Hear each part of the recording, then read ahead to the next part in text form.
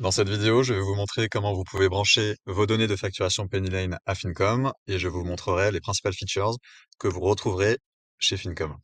Alors pour brancher PennyLane à Fincom, vous pouvez vous rendre dans Source de données, connecter un nouveau système de facturation, connecter un compte PennyLane.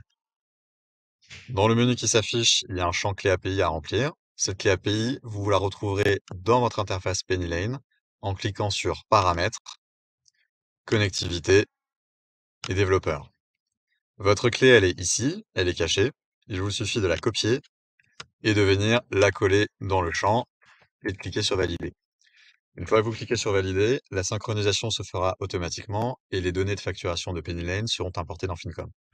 Une fois que les données sont importées, l'utilisateur va pouvoir retrouver tout un ensemble de KPIs spécifiques au SaaS, calculés automatiquement et en temps réel par Fincom.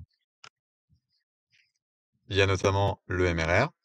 Ce qu'il faut savoir, c'est que la plupart de nos KPIs sont auditables. C'est-à-dire que si vous cliquez sur un point du graphe ou un point du tableau en dessous, vous aurez accès aux données sous-jacentes. En l'occurrence, ici, il s'agit des données de MRR par client. La plupart de nos KPIs sont également filtrables et décomposables.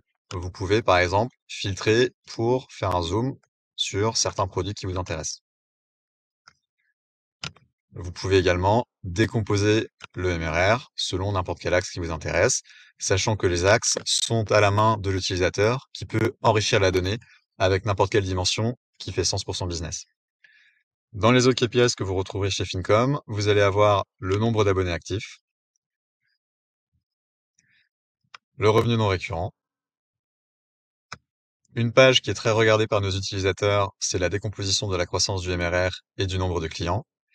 Et là, par exemple, si vous voulez comprendre qui sont les clients qui ont churné en février 2023, vous pouvez cliquer sur le graphe et vous avez accès à la liste des clients qui ont churné avec le MRR perdu. Nous calculons également le taux de churn. Sur le taux de churn, nous mettons des éléments de benchmark, ce sont ces bandes grises, qui vous permettent en un coup d'œil de vous positionner en termes de performance par rapport à des SaaS qui ont soit un niveau de MRR, soit un niveau de panier moyen comparable au vôtre. Et encore une fois, ce churn, vous pouvez le décomposer selon n'importe quel axe qui vous intéresse. Dans les autres KPIs que vous retrouverez, vous aurez le panier moyen, la lifetime value, la LTV sur CAC et le taux de rétention. Toutes les données sous-jacentes sont accessibles par l'utilisateur qui peut venir les enrichir ou les modifier. L'utilisateur peut également inviter d'autres personnes sur son espace Fincom, par exemple des membres de son équipe ou des investisseurs. Et pour chaque personne, il peut venir administrer le niveau d'accès aux différentes données afin de respecter la confidentialité.